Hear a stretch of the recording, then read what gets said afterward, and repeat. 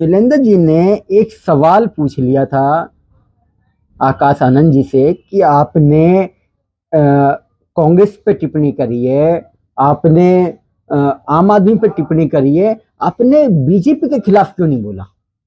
कम से कम बीजेपी के लिए तो बोलते हैं। तो उसमें उन्होंने कहा वीरेंद्र जी से कि आपसे इसलिए कोई आपसे बात नहीं करना चाहता, इसलिए आपको कोई जवाब नहीं देना चाहता, आप हमेशा गलत प्रचार करते हैं। दे पाया वही हमारा भगवान है। अभी अभी आपने कांग्रेस की भरपूर बुराई की, पर जो बीजेपी के लोगों ने जब बाबा साहब का अपमान किया है उनके लिए आपने एक शब्द भी नहीं कहा सर।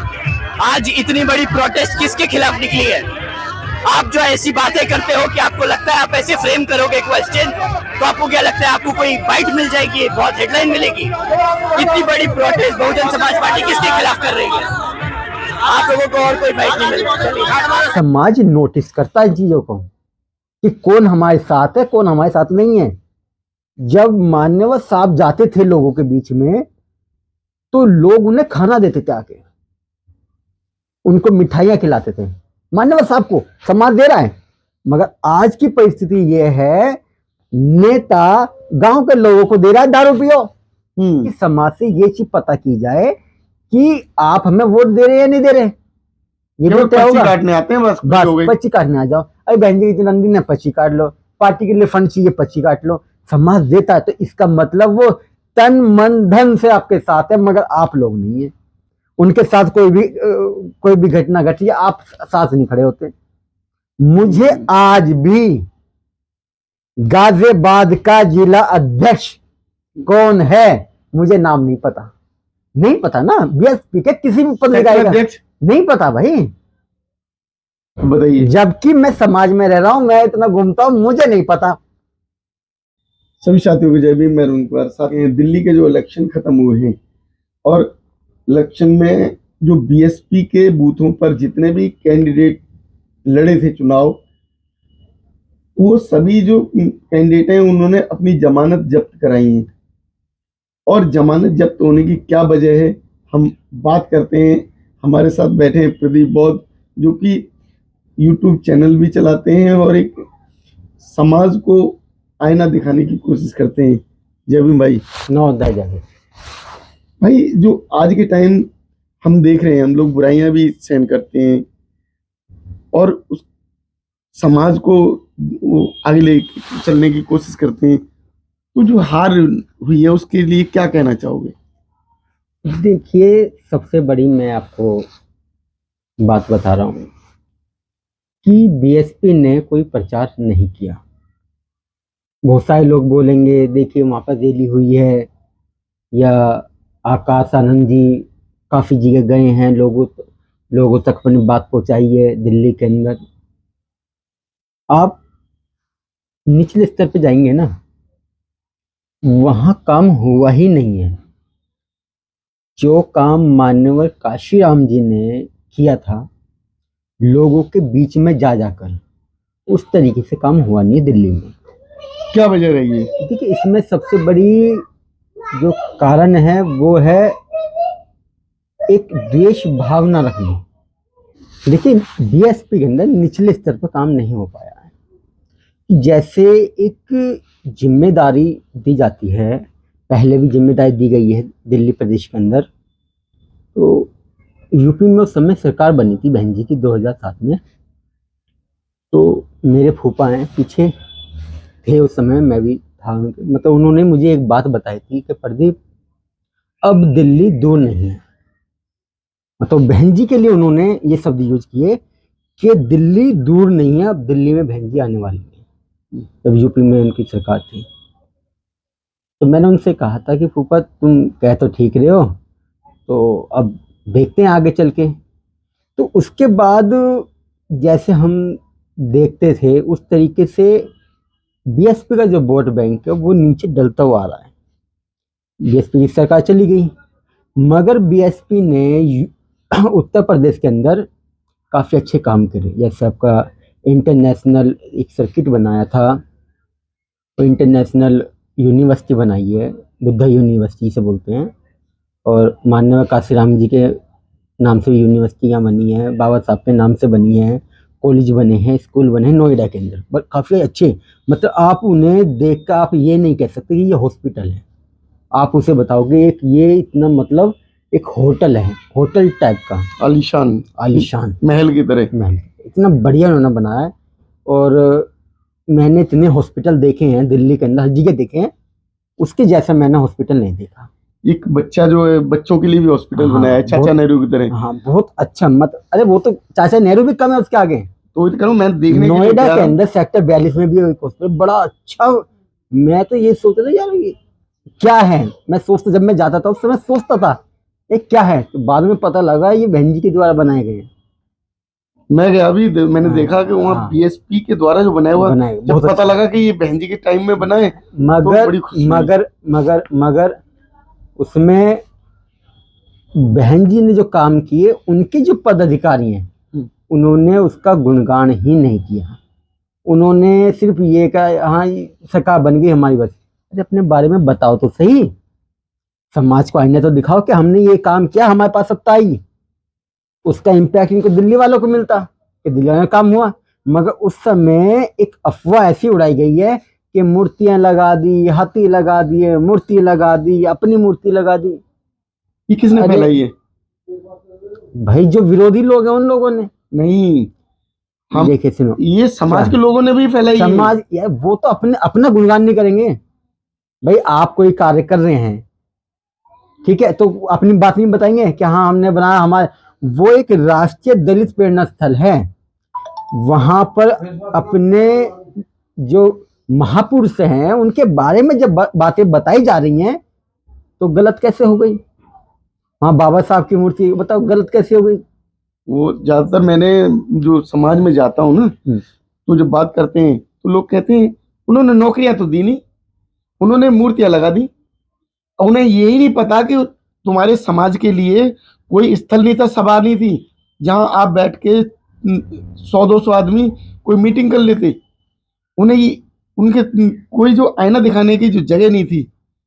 उन्हें प्रेरणा स्थल जो दे दिया बहन जी ने, उनके बारे में जो उन्हें आइडिया ही नहीं था। तो ये देखो इन सब के बारे में बताने की जिम्मेदारी पदाधिकारियों की थी। वो काम नहीं हुआ निचले स्तर आप पर। कह रहे हैं कि नौकरी नहीं दी, बताइए बहन जी ने किसे नौकरी नहीं दी है? हमारे गांव के अंदर एक भाई हैं, उन्हें नौकरी मिली है, बहन जी के शासनकाल में मिली है उसको नौकरी। और बहन जी का ही शासनकाल ऐसा है जिसमें सबसे ज्यादा नौकरियां दी गई हैं, 15 लाख से ज्यादा हाँ, नौकरियां। और मैं आपको बताता हूँ, हमारे एक साथी हैं शशि भूषण जी, उनके जो पिताजी हैं, मेरी उनसे खुद चर्चा हुई है। मैं हाँ बैठ के एक दिन हम बैठ के बात कर रहे थे, उन्होंने बाबूजी ने बताया था कि बहन जी ने बहुत नौकरियां दी थी और बहन जी ये चीज चाहती थी कि नीचे की जो 4D की जो नौकरी, नीचे से ऊपर तक की जो नौकरियां हैं ये सब में बांटी जाएं। तो बहन जी ने ये झाड़ू मारने वाले, जो नाली साफ करने वाले हैं, या और भी अनेक नौकरियां थी, तो उस पर उन्होंने मुहिम चलाई थी बहन जी ने। तो वो जो लोग थे बहन जी के ही जो साथी थे, उनमें कोई विधायक था, कुछ नाम मेरे को याद नहीं है, सब बताया था उन्होंने कि उन्होंने वाल्मीकि समाज को उठाने के लिए नहीं, वाल्मीकि समाज को ये बताया कि बहन जी तुम्हारी जो नौकरियां हैं वो सवर्ण समाज को दी जा रही हैं, जो ब्राह्मण समाज को दी जा रही है, ओबीसी समाज को दी जा रही है, ये तुम्हारी नौकरियां खत्म कर दी है। मतलब उन्हीं का ही वो व्यक्ति था, उसके ही चक्कर में उनका विरोध भी हुआ। जबकि बहन जी का जो आइडिया था वो बहुत अच्छा था। उस समय बहन जी चाहती थी कि सभी को बराबरी का चाहे कोई पंडित भी है तो सफाई करे, जो नीचे वाला स्तर का वो भी करे, ऊपर वाला उस स्तर, मतलब एक भेदभाव ना हो, ऐसे काम बहन जी ने किए। इसका गुणगान कभी किसी पदाधिकारी ने बताया कि बहन जी अच्छा काम किया? लेकिन वो आरोप तो हमारे ऊपर आ जाते हैं। मीडिया का देखिए, मीडिया का एक मैं बताना चाहूंगा, और गद्दार का, बीएसपी का गद्दार आदमी। हमारा एक मित्र है, वो रमेश नाम है, वो पत्रकारिता में गया तो इंटरव्यू में, तो उन्होंने जो पिछली बार दिल्ली का हार का जो सामना हुआ था, तो उसमें कहा कि मीडिया जिम्मेदार है बीएसपी को हराने के लिए। अरे मूर्ख व्यक्ति, तूने काम नहीं किया, मीडिया जिम्मेदार है? बताओ, मीडिया ने कौन से किसी से पैसा लिया हो? या बीएसपी का एक पदाधिकारी ये कहे कि मीडिया हमसे पैसा लेता है?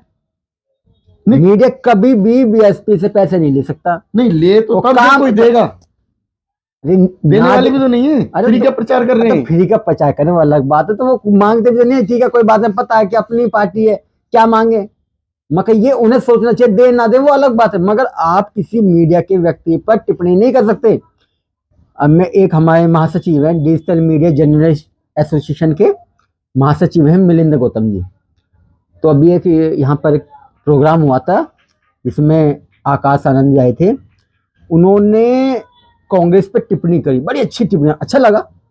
उन्होंने आम आदमी पर टिप्पणी करी, वो भी अच्छा लगा।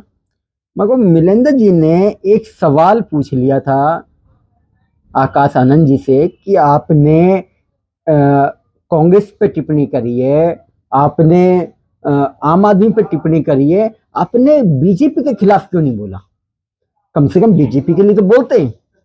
तो उसमें उन्होंने कहा मिलिंद जी से कि आपसे इसलिए कोई आपसे बात नहीं करना चाहता, इसलिए आपको कोई जवाब नहीं देना चाहता, आप हमेशा गलत प्रचार करते हैं। अरे जब आप इलेक्शन में आए हैं, आपने प्रचार किया है, तो कम से कम आप, जो मीडिया वाला कोई बात पूछ रहा है तो आपको उसका संतुष्ट जवाब देना चाहिए, जिसका प्रचार हो। तो प्रचार आप ढंग से कर नहीं रहे हो, तो आप सोचिए वोट बैंक का जज नहीं आएगा, इसका भी नहीं आएगा। तो कैसे लेके आओगे? देखिए इसका 87% होने के बावजूद जो है आज भी मतलब सत्ता से बाहर। देखिए सुनिए, जो लोग बिखरे होते हैं, वो चाहे 87 हो, 50 हो, 10 हो, 5 हो, कितने भी हो, वो बिखरे ही रहेंगे जब तक आप अपने पद पे बैठे हैं। दिल्ली का जितने पदाधिकारी हैं अपने पद पे हैं, जितने भी कार्यकर्ता हैं ये अपने पद पे हैं, जितने भी ईमानदारी से काम करेंगे तो लोग जुड़ेंगे, नहीं तो आने वाले समय में बीएसपी खत्म है और इसका कोई नाम लेने वाला भी नहीं मिलेगा। तो ये लोग निकल के क्यों जाएं? अपने ऑफिस ही नहीं छोड़ना चाहते, अपने घर नहीं छोड़ना यार चाहते? एक बात हुई, तो जिसे मिले खाने को मैं क्यों जाऊं कमाने को? ये बताओ, बहन जी क्या उनसे कोई इस्तीफा मांग रही है कि वो तुम्हारा वोट बैंक गिर जाए तुम इस्तीफा दो, या मैं तुम्हें निकालती हूँ?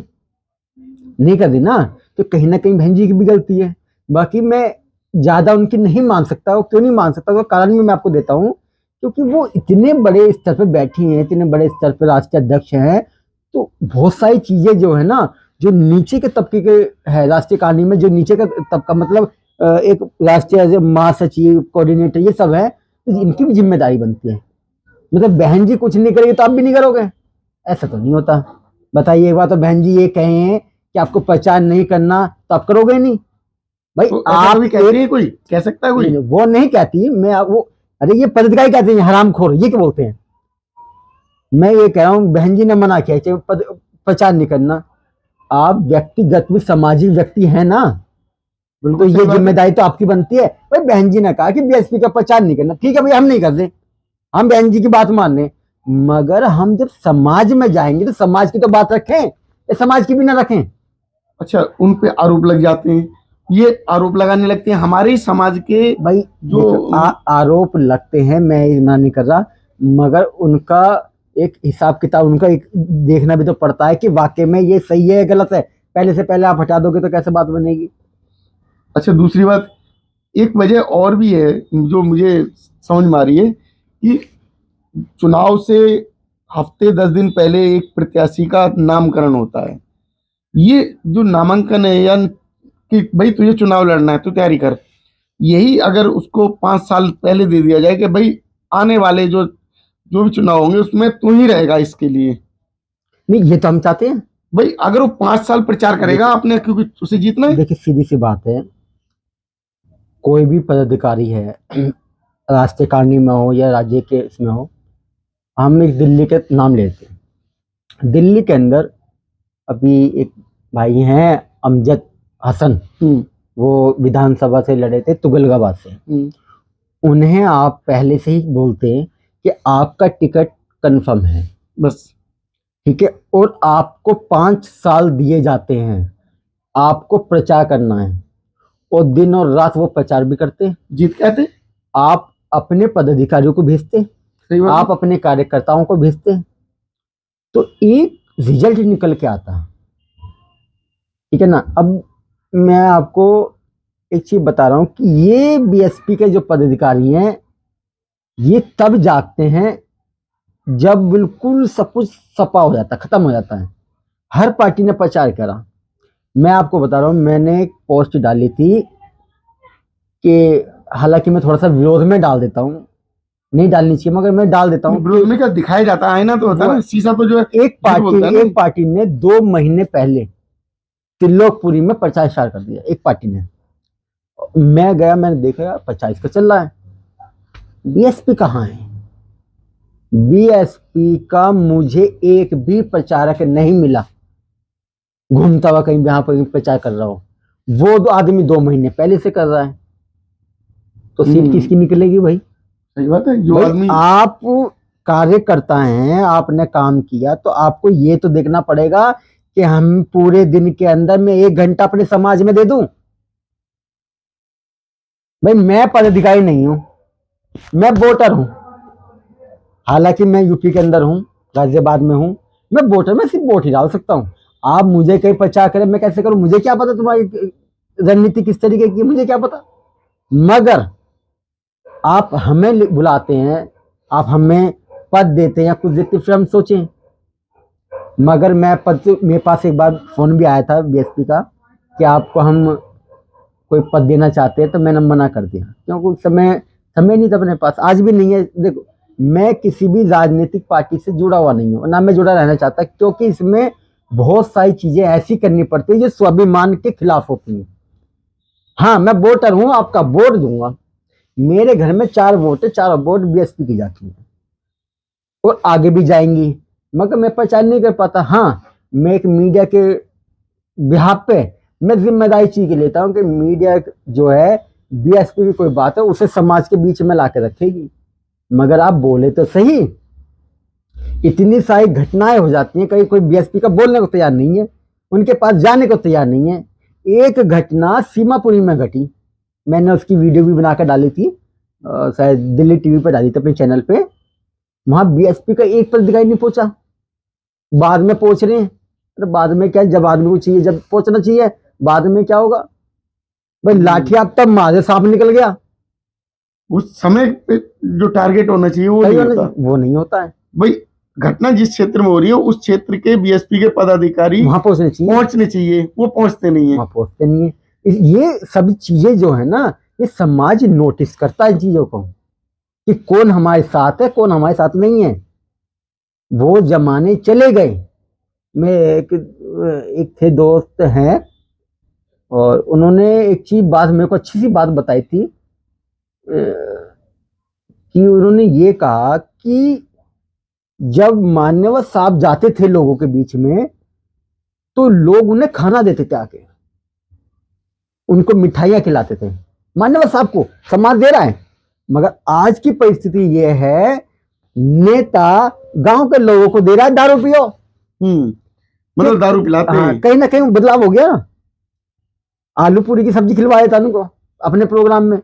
अरे ये व्यवस्था आपको तय करनी है, मान्यवर साहब ने एक व्यवस्था तय की है। आप भी चाहे, मेरे को पता नहीं आप देते हैं नहीं, हर साल पर्ची करती है। पहले तो पता नहीं 20-50 रुपए करती थी, मेरे सामने आई है तो 200 भी करती है। 200 करती है, हम भी देते ना। उस देने का कारण ये रहा है कि समाज से ये चीज पता की जाए कि आप हमें वोट दे रहे हैं या नहीं दे रहे।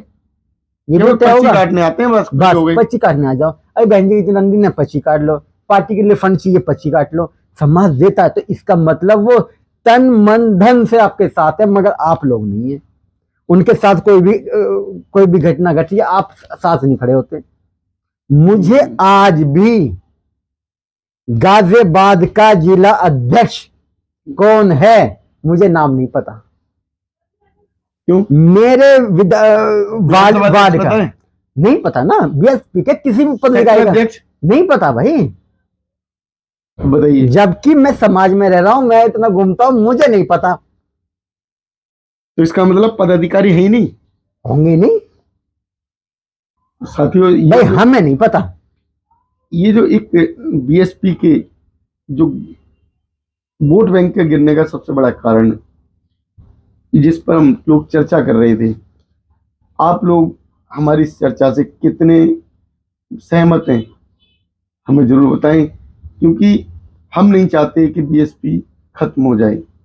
हम नहीं चाहते कि जो हमारे समाज का वोटर वो एकजुट ना रहे और ठुकता पिटता रहे, क्योंकि एकजुट रहेंगे तभी हम संगठित हो पाएंगे। बाबा साहब ने कहा भी था संगठित रहें, तो उस संगठन को हमें बना के रखना है, तभी हम राजनीति को ले पाएंगे।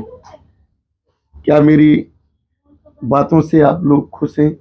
हम दो भाई जो चर्चा कर रहे थे, हमारी अगर चर्चा पसंद आए तो हमारे चैनल को सब्सक्राइब करें, वीडियो लाइक शेयर करें और कमेंट बॉक्स में कमेंट करना ना भूलें। धन्यवाद। नमो बुद्धाय। नवोदय जय भीम।